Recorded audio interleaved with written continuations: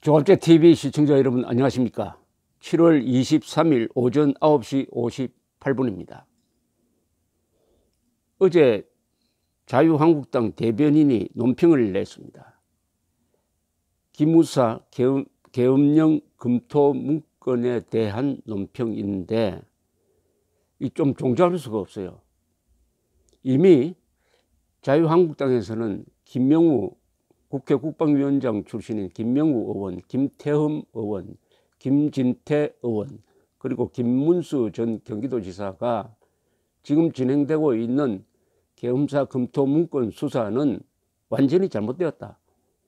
국가가 반드시 해야 할 일, 헌법에도 적혀 있는 일, 그리고 국군이 반드시 대비해야 할 일을 한 것뿐인데 이것을 쿠데타 계획이라든지 또는 내란 음모라든지 식으로 어마어마한 의혹을 걸고 반군 선동을 하는데 청와대가 나서면 되느냐 하는 이런 비판 성명 등을 냈는데 이 대변인 성명은 그것도 읽어보지 않고 작성된 것 같습니다. 우선 이런 전제를 깝니다. 우리 사회 일각은 양파 껍질 벗기는 식으로 청와대가 공개하는 내용만으로도 기무사가 내란 획책 음모를 벌였다고 확신한다. 문건에 나타나는 국회 무력화나 언론 장악 같은 용어들이 우리 사회를 경악시킬 수 있다는 점을 충분히 이해한다. 이러면 이미 지금 청와대가 하고 있는 일을 긍정하고 들어가는 겁니다. 물론 우리 사회 일각이라고 했지만은 충분히 이해한다. 그래 놓고는 그 다음 문장에서는 이렇게 빠집니다. 자유한국당 대변인 논평입니다. 지금. 그러나 한편으로 그런 내용은 계엄령이 발동되면 자연히 전개될 조치이기도 하다. 나라가 뒤집히는 위기가 생기면 계엄령이 발동될 수 있으며 그 경우 그에 따라 필요한 조치가 가동될 것이다. 문건은 이를 제시한 것일 수 있다. 문제는 문건이 계엄령 발동을 전제로 대비하는 것인지 아니면 그런 사태를 획책하려고 했는지 여부다. 그러니까 모르겠다는 겁니다. 이 자유한국당 대변인은 이게 청와대 발표대로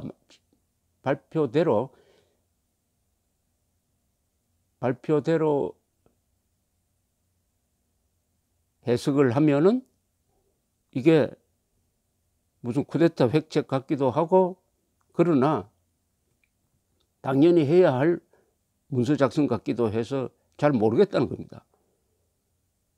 여기에 문제가 있습니다. 논평은 잘 모르겠다고 하면 안 됩니다. 보도를 할 때는 이 사람은 이런 주장을 한다, 저 사람은 저런 주장을 한다, 양쪽 의견을 소개할 필요가 있습니다. 그게 공정한 보도일 수가 있어요. 그러나 논평이라는 것은 자기의 판단을 이야기하는 겁니다. 신문의 사설과 같아요. 그때는 이건 맞는지 저건 맞는지 다 조사를 한 다음에 논평자가 확신을 가지고 이거다 라고 주장을 해야 됩니다. 그렇게 해야 기사와 사설이 혼동이 안 되는 거죠.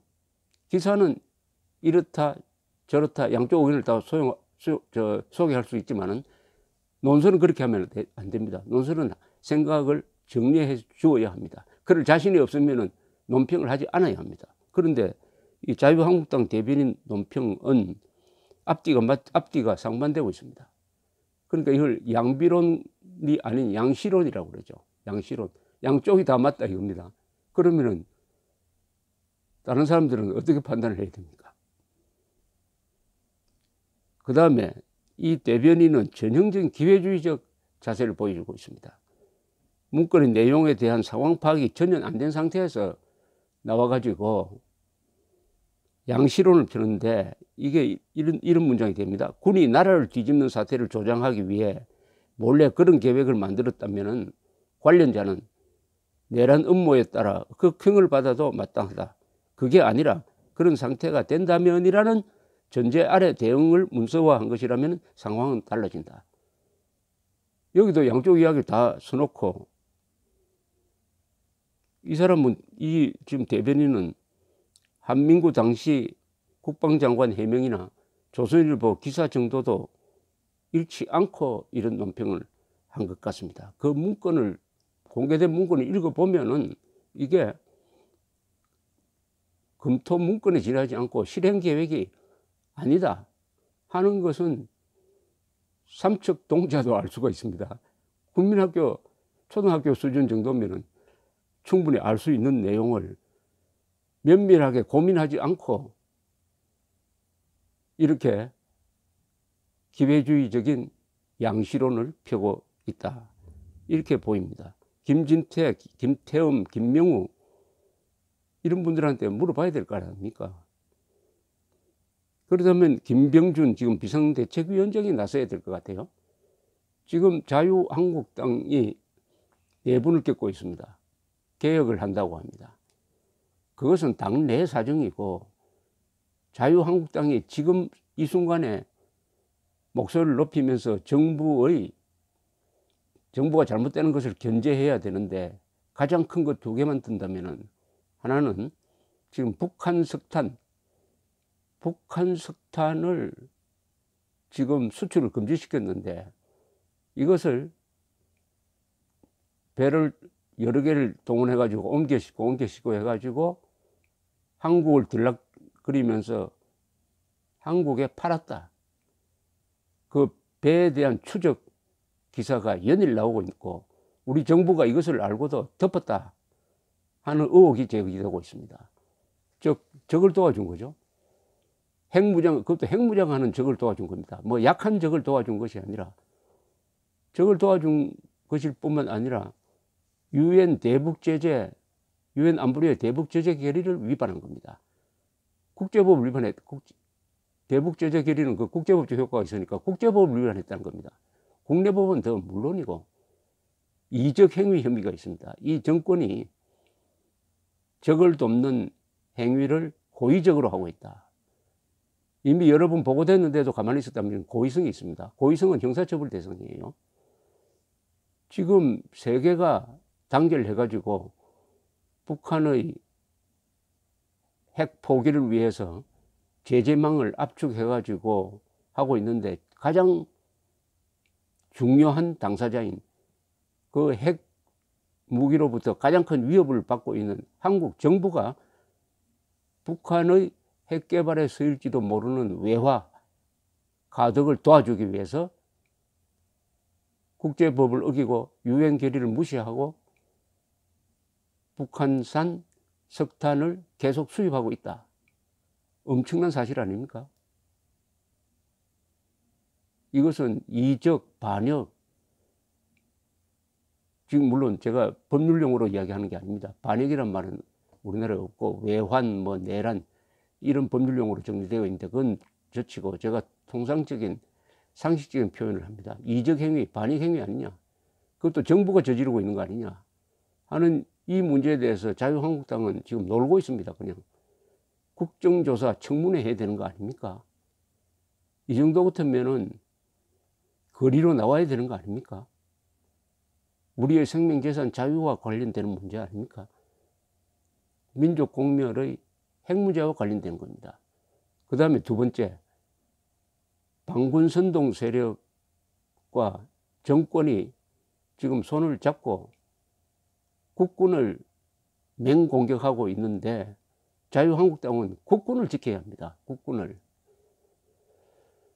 지금 국군을 지킬 세력이, 정치 세력이 한국에는 없어요. 이 정권은 국군을 괴롭히고 있습니다. 그리고 국군의 지휘계통을 문란시키고 있어요. 대통령이 수사를 지휘하면서 독립수사단이라는 걸 만들었는데 국방부 장관 지시를 받지 말라고 했습니다. 그런 수사단은 만들어질 수가 없어요. 법적 근거가 있어야 됩니다. 그리고 이것은 군대 조직입니다. 군대 안에 국방부 장관 말을 안 듣는 어떤 조직이 생겼다고 하면은 그것은 군을 무시하는 정도가 아니라 군의 작동 원리를 일부 파괴하는 거죠. 그렇게 하려면은 국방부 장관을 해임하고 자기가 믿을 수 있는 국방장관을 임명한 다음에 그 국방장관 지시를 받아라 이렇게 돼 있어야죠. 이것은 송영무 국방장관 보고 나가라는 거하고 마찬가지입니다. 등등 이런 문제를 가지고 자유한국당이 청문회도 하고 세미나도 하고 그리고 국방부 장관도 찾아가고 청와대도 찾아가고 해가지고 뭔가 액션을 보여줘야 안 됩니까? 지금 이 정권은 지지율도 높고 그리고 국회를 뺀 거의 모든 국가 공권력을 다 장악한 상태니까 언론이 견제하지 않고 국회가 견제하지 않으면 자연스럽게 독재로 갑니다. 자연스럽게. 그것은 권력의 속성입니다. 또 사법부도 저 모양이 됐으니까 이제 이 정권을 견제해야 될 세력은 언론과 야당밖에 없습니다. 언론과 야당. 그런데 김병준 비상대책위원장이 보여줘야 할 것은 자유한국당이 나라를 지키기 위해서 자유민주주의를 지키기 위해서 국군을 지키기 위해서 싸울 수 있는 정치 세력인지 아닌지가 가장 궁금합니다. 보수 이념 뭐 해체하자 바꾸자 그런 이야기 백날 해보았자 그것은 자기들끼리의 이야기고 우리 국민들이 원하는 모습은 아닙니다. 국민들이 원하는 모습은 자유, 국가, 국군을 지키는데 자유한국당이 싸움닭이 되는 겁니다. 싸움닭. 싸울 수 있다. 더구나 김정은과 맞서고 지금 자유한국당이 나라를 지키려면 김정은 세력과 맞서야 됩니다. 싸워야 합니다.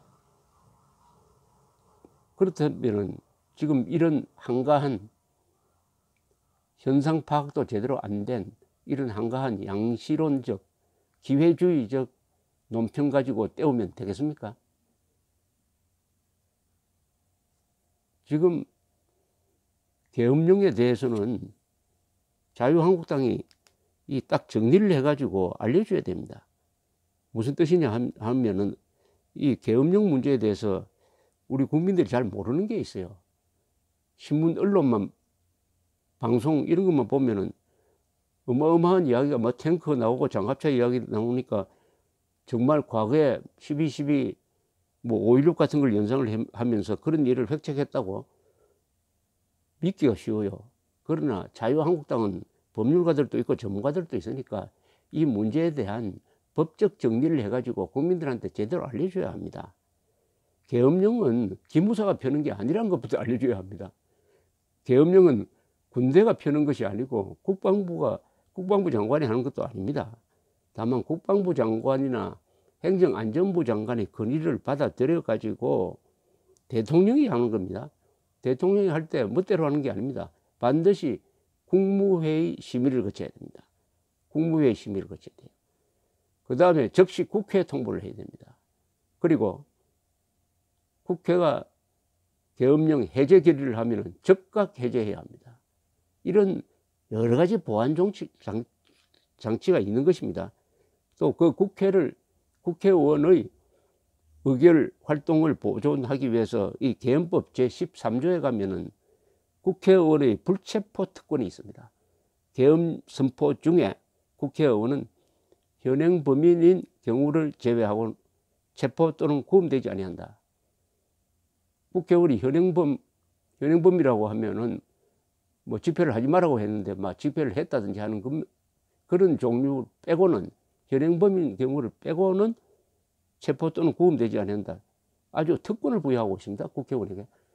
그런데 뭐 계엄령 검토 문건에 국회의원들 잡아 가두고 해가지고 국회의원들이 계엄령 해제 결의를 못하도록 했다는 그런 무슨 내용도 있다고 했는데 그걸 적은 사람이 있다면 그건 법도 안 보고 아마 끌적끌적한 것 같은데 법에는 분명히 계엄령 중에도 국회의원한테는 특권을 준다. 불체포 특권을 준다. 해서 해제 결의를 하려면 마음대로 하라고 이렇게 법적 보장이 되어 있습니다. 이런 것까지 다 포함해서 지금 청와대가 직접 나서서 수사를 지휘하는 게 얼마나 우스꽝스러우냐 하는 것을 국민들한테 제대로 알려줘야 할 조직은 현재는 자유한국당밖에 없습니다. 조선일보, 거의 조선일보만이 유일하게 열심히 이 문제를 제기를 하고 있는데, 자유한국당이 조선일보 뒤에 숨으면 되겠습니까?